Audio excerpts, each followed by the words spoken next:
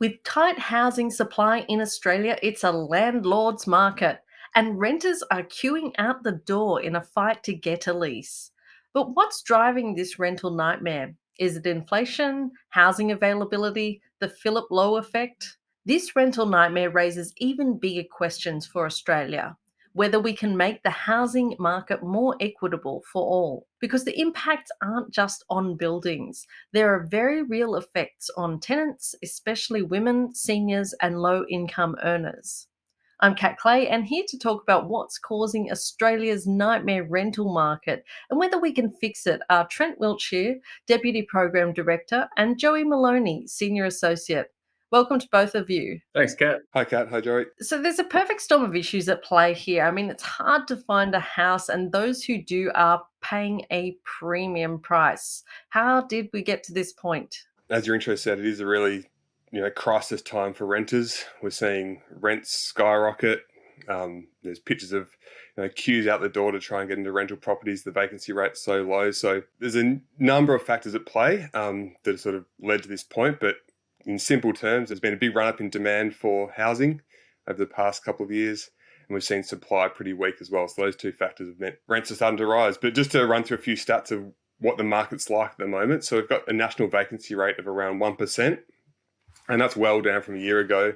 And it's well below what market analysts typically think of as a normal or a balanced market, which is about a 3% vacancy rate. That's the national rate, about 1%, but Brisbane, Perth and Adelaide, they're particularly tight. And one analyst just published today that they found only 8 of 336 areas around Australia had a vacancy rate of over 3%. So it's very broad-based tightness. That tight vacancy rate has led to a rapid run-up in rents. So asking rents on most measures, there's a few different data sources that national asking rents are growing at over 10% a year in most capital cities and in the regions as well. So Domain had it as their fastest annual growth in rents over the past year in its whole data series. And some suburbs are seeing asking rents jump by sort of 30 to 40%. So it's bad everywhere across the country, more so in some areas, but it's really a nationwide story. And not only that, the outlook is bad as well. So this is going to continue for quite a while. So Westpac just put out some forecasts. They think asking rents are going to grow by another 11% over the year ahead. With interest rates rising, construction looking pretty weak. It's looking pretty dire for the next year to a few years out. Those rates are so tight. I mean, I remember when I moved to Melbourne and we actually asked for a discount on our tenancy because it was so hard to find tenants at the time. Fast forward 10 years and the opposite is happening. But I don't really remember this being such a big issue in 2019. What's changed here? Where this story really starts, or where this wild ride in the rental market over the last few years can be traced back to, is at the start of the pandemic, so sort of the top of 2022. One of the things that happened early on in the pandemic was there was a really rapid shift in what people wanted in their living arrangements. People were looking around at their housemates in their share houses. They were also looking at a situation where they were probably going to be working from home for a pretty long, indefinite period of time. And they thought, I need more space to myself. Now, what that meant is that for a given number of people, you need more houses to go around, because if people want to live in smaller households, obviously that means you need more houses for the same number of people. The RBA had some great data illustrating how rapid this shift was. It showed that average household sizes, so the average number of people in a household, fell really quickly. And a big driver of that was a lot of share houses dissolving. And a lot of people moving in with their partners, some moving in with their parents, and some people just moving into their own place by themselves. That was fine in the first instance. Rents didn't start going up until recently. Rents weren't going up in 2020. And the reason that it was fine in the first instance is that there was no population growth during COVID, because one of the other things we did is we shut the door to migration, which means there's no new people coming in. So that just means that there were enough houses to accommodate these new preferences that people had for their living arrangements. So these preferences from COVID that happened at the start of the pandemic, they look here to stay. People signed up to leases to live in smaller households than they were before. But the critical change is population growth is back. Isn't that right, Trent? It is right. And I'll just add on the preference shift, Joe. I think what's interesting is that when the rental market loosened a bit, we saw average household size drop for the first time in quite a while. I think it actually showed that people want more space. So more housing is good for people's preferences. They get to, decide what they want. Maybe there's potentially second homes as well that people are buying, share houses breaking up, people living on their own. Realestate.com did some great analysis showing the biggest jump since the 2016 census was in single-person households. So there is a preference for more space, and I think, that people would like that to be ongoing. But as we're talking about, with rents rising so rapidly, that's probably not going to be the case. But just jumping back to the big rebound in population. So when the borders reopen, we have seen a rapid turnaround in net migration, led by a big surge in temporary migrants. So I guess there was a concern that when we did slam the borders shut during COVID and how we treated some of our temporary residents here, there'd be concern that Australia wouldn't be that attractive to migrants, but that hasn't been the case at all. So migration has surged again. So student numbers fell by about half. The number of students in Australia fell by about half at the worst part of COVID, but they're back to just below where they were pre-COVID. Working holiday makers, so backpackers, numbers of them fell by 85%. That's back to about 20% below where it was pre-COVID. Skilled workers are back too. So in terms of net overseas migration, before COVID, we normally had about 250,000 people coming here on net. It looks like that will be sort of around 300,000 people for 22, 23. So yeah, a huge surge in the number of people back. And that's, one of the key drivers of why the rental market is so tight. There's all these people who have rented places with more space, but now rents are rising. I mean, are people going to be able to manage this? What can you see happening here? So what you've got out there, Kat, is phase 3 of this rental crisis. It's been a slow evolution over 3 years.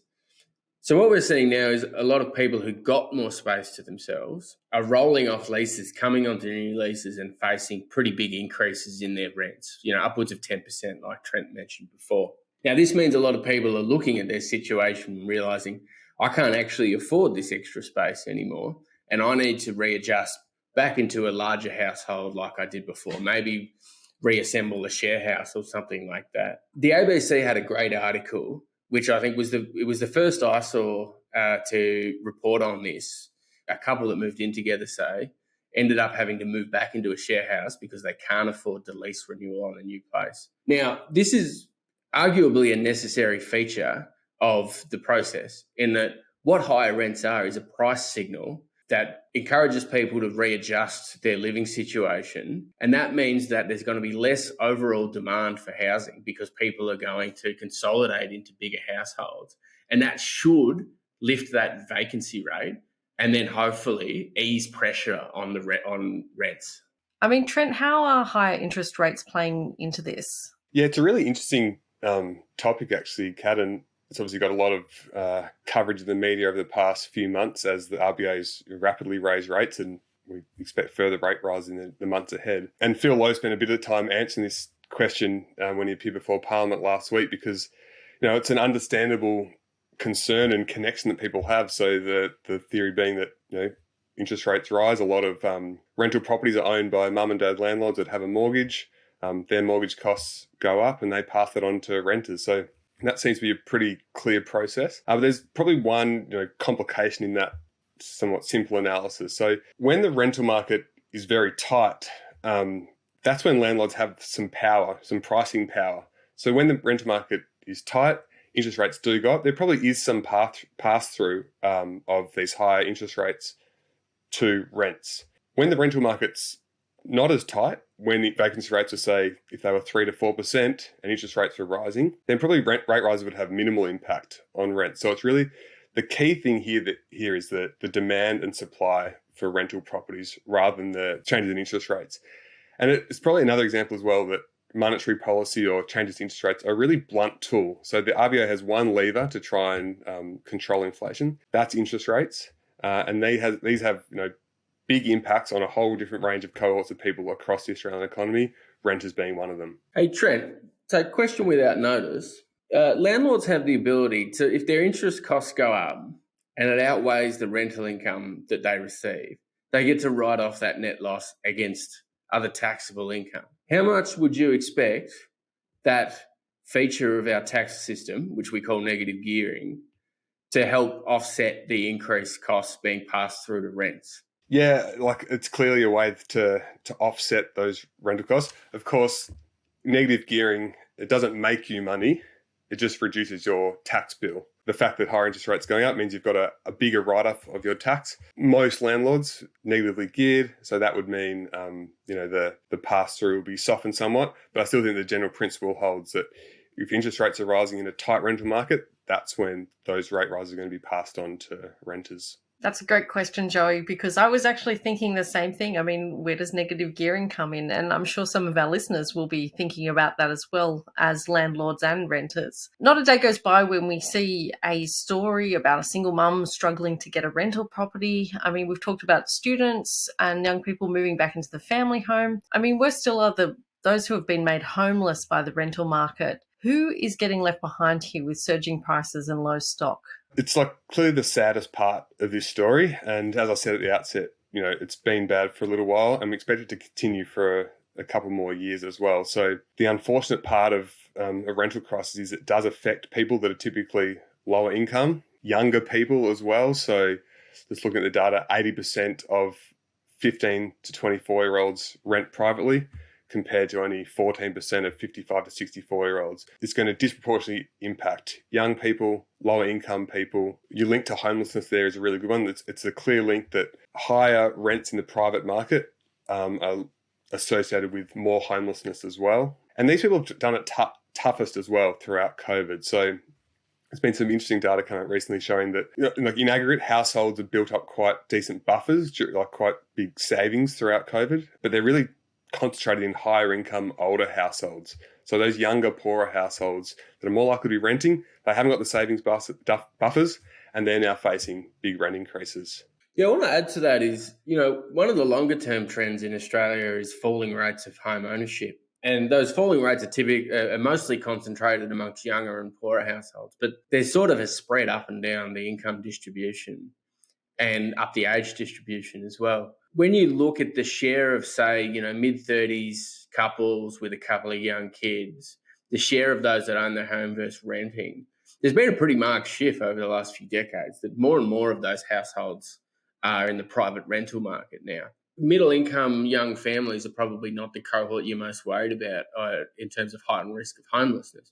But what you do worry about is the security of their tenure. The aggregate increases in advertised rents are running at about 10% in most capital cities. But, there's a wide variation underneath that. There's stories of, some people's rent going up 25% in one go. If you've got a young family settled in an area, maybe the kids are in school, they've got childcare arrangements that they're comfortable, they've got a good commute to work, lease renewal comes and it's 25% more and they just can't afford that.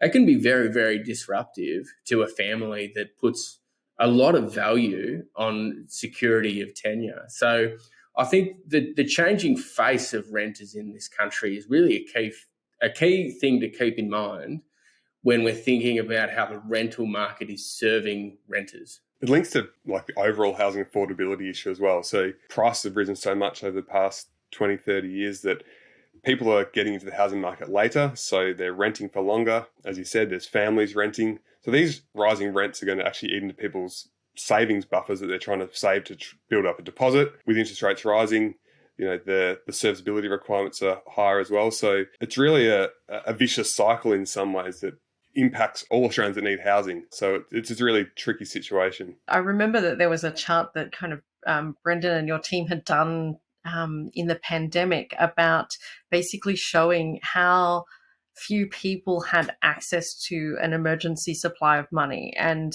it just struck me as we were talking about, the poor suffering most, this idea of certain people have a buffer of money, in their bank accounts, but a lot of people don't.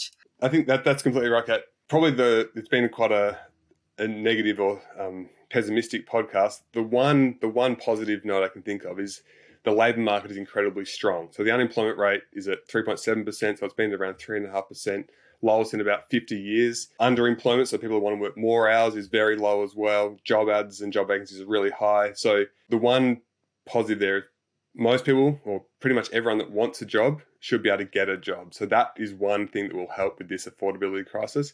In saying that, we know wages growth is pretty weak, so there's definitely negatives there as well, but that's the one positive story. Well, it's good to have some kind of positive story out of this podcast, because I know there's a lot of people doing it really tough at the moment, and it's very hard with all the interest rate rises, regardless of whether you're a renter or a homeowner. Joey, we're also about solutions at Grattan. Can the situation for renters be improved, or does it just need to be borne out over time? There are definitely things that the government can and should be doing to help ameliorate the sort of harsh edges of this situation.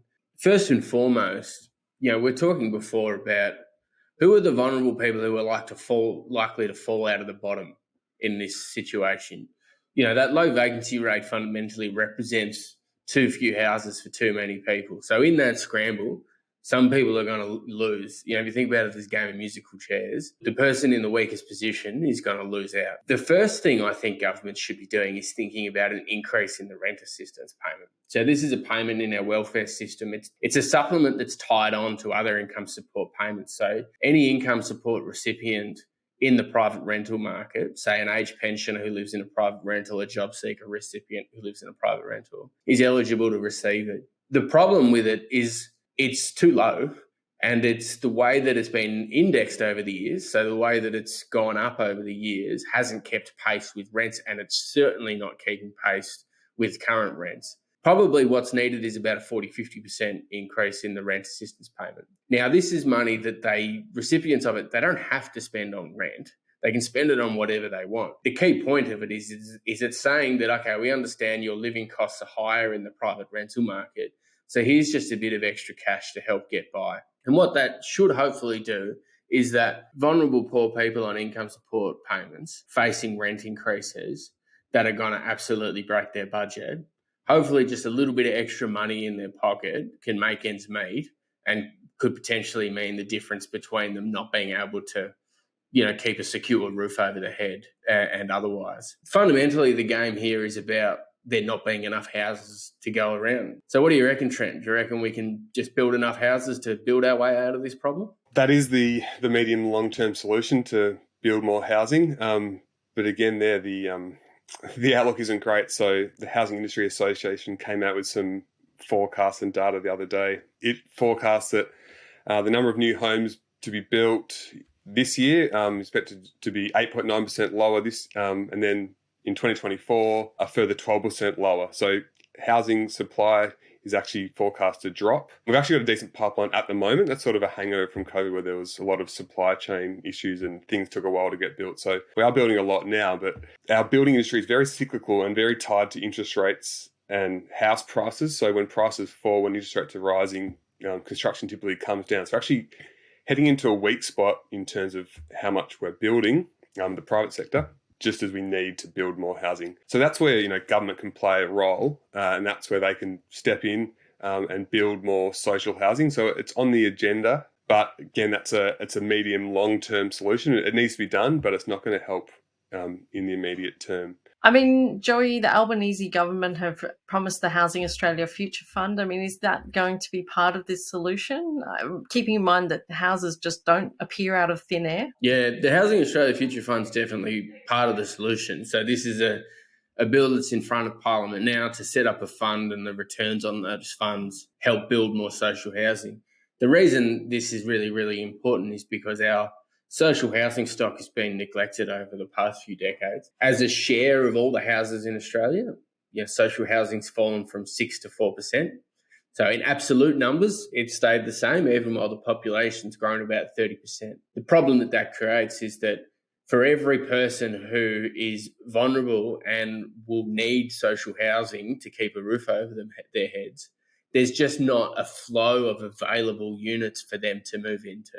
Ultimately, this is about construction, and we're going to run into the same supply pipeline issues that Trent was just illuminating. It's still not going to be a solution that's going to help us in the short term, but it's critically important that we maintain our housing stock the social housing stock, so that it doesn't go backwards like it has in the past. And critically, the key thing here is that we just want to make sure that we have a healthy flow of social housing to protect vulnerable people who are sort of left out when in the scurry for houses in the private rental market. I'll just add, just before I just talked about the housing construction cycle being very cyclical, tied to interest rates and prices, but rents will play a role as well. So Joey talked before about rents being a price signal.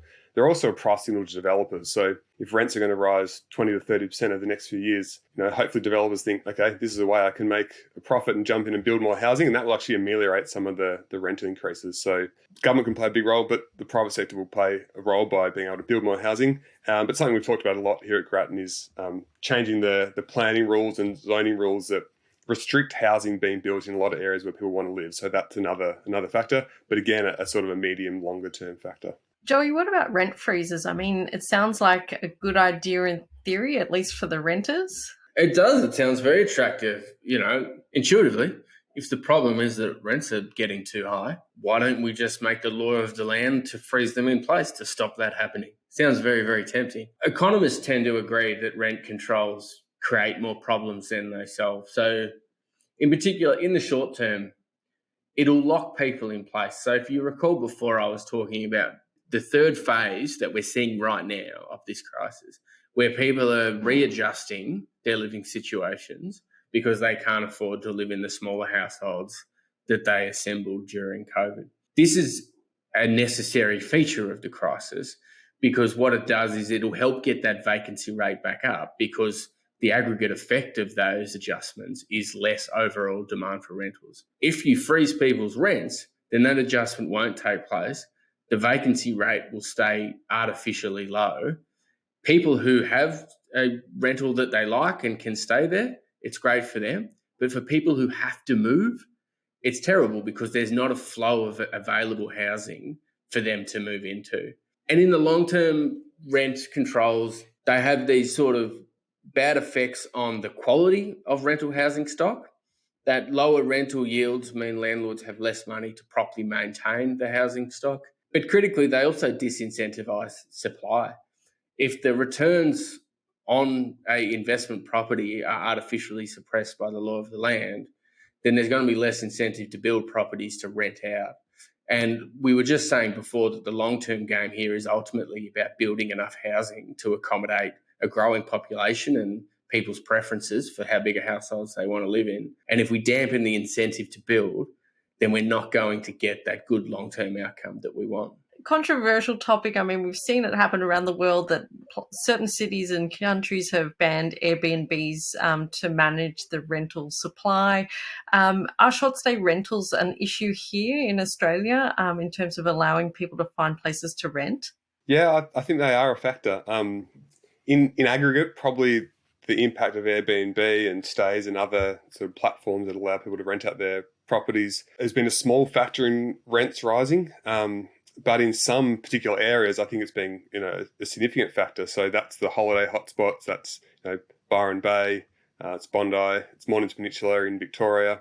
Those kind of areas, a large proportion of housing is devoted to short stay rentals. That takes away from the long-term housing stock and probably contributes to overall higher rents and lower vacancy rates. It's important to think about this in a holistic sense. So Airbnb does deliver great value in terms of tourism benefits. That means more people can come to an area, spend their money. So it boosts incomes in a lot of these areas too. But I do think it's a factor in pushing up rents. Yeah, I agree. I think it's a factor, but not the main game.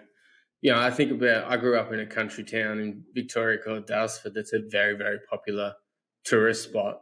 And a lot of the properties in Daylesford over the last decade or so have been converted into Airbnbs. And I've spoken to enough people I grew up with to know that it's pretty hard to secure affordable long-term private rentals in Daylesford. But like Trent said, Daylesford has benefited a lot from being able to facilitate that kind of tourism. It's made the town reasonably well off and it's created a lot of jobs. So there's a bit of a two-edged sword there, and there's just trade-offs here. So if we were to just out and out ban Airbnb, I'd expect that to be a net negative for a town like Daylesford.